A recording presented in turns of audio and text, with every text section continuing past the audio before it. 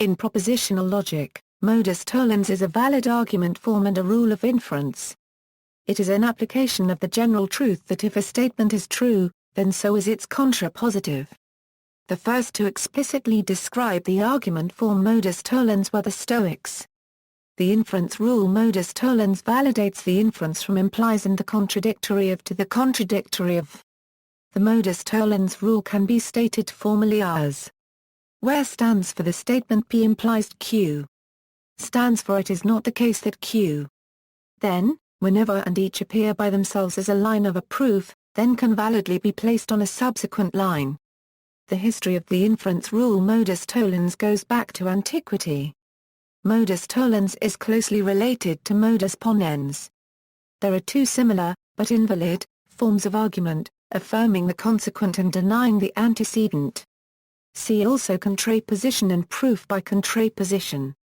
Formal notation: the modus tollens rule may be written in sequent notation.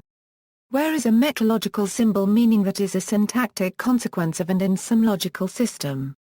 Or as the statement of a functional tautology or theorem of propositional logic. Where and are propositions expressed in some formal system. Or including assumptions.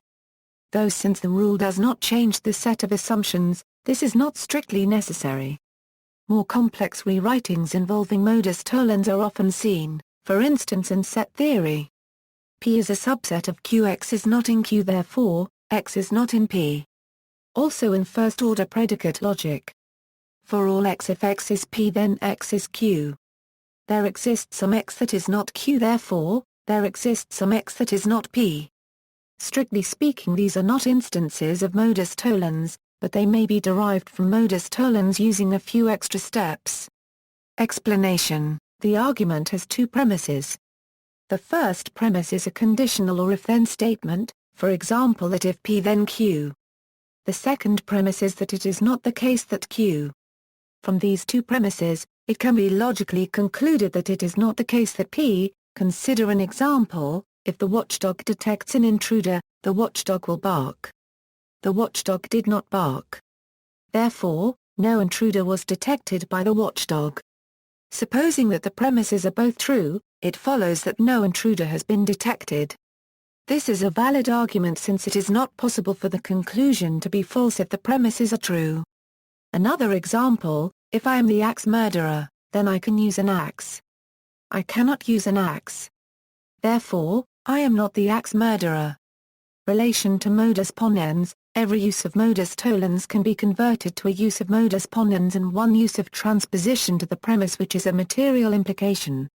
For example, if P, then Q. If not Q, then not P. Not Q, therefore, not P. Likewise, every use of modus ponens can be converted to a use of modus tollens and transposition. Justification via truth table: the validity of modus tollens can be clearly demonstrated through a truth table. In instances of modus tollens we assume as premises that PA-Q is true and Q is false. There is only one line of the truth table the fourth line which satisfies these two conditions. In this line, P is false. Therefore, in every instance in which PA-Q is true and Q is false, P must also be false. Formal proof: equals via disjunctive syllogism equals via reductio ad absurdum equals. See also, evidence of absence, non sequitur, proof by contradiction, proof by contra-positive. Notes. External link: Modus tollens at Wolfram Math World.